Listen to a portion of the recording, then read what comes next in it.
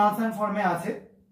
আমি কিছুটা নিয়ে নিলাম, দেখতেই পাচ্ছ একটা লালচে বর্ণের তরল। এবার এর মধ্যে আমরা কিছুটা জল যোগ করে নিচ্ছি খুব ভালো মতো ভাবে কালারটা বোঝানোর জন্য। দেখো একটা ঘোলাটে বর্ণের মেটেরিয়াল তৈরি করছে, সলিউশন তৈরি করছে। এটা সলিউশন ঠিক না, এটা ইমালশন এরকম, ঠিক আছে, প্রলম্বন।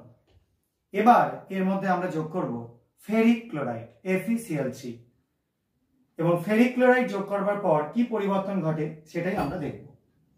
দেখো যোগ করছি, দেখতে পাচ্ছ আস্তে আস্তে কালচে বর্ণ ধারণ করছে পুরো সলিউশনটা,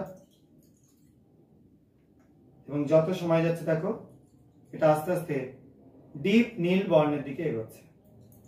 দেখো ঠিক আছে, তো এই যে জিনিসটা একদম গাঢ় নীল, কালচে নীল এই বর্ণে পরিণত হয়ে গেল।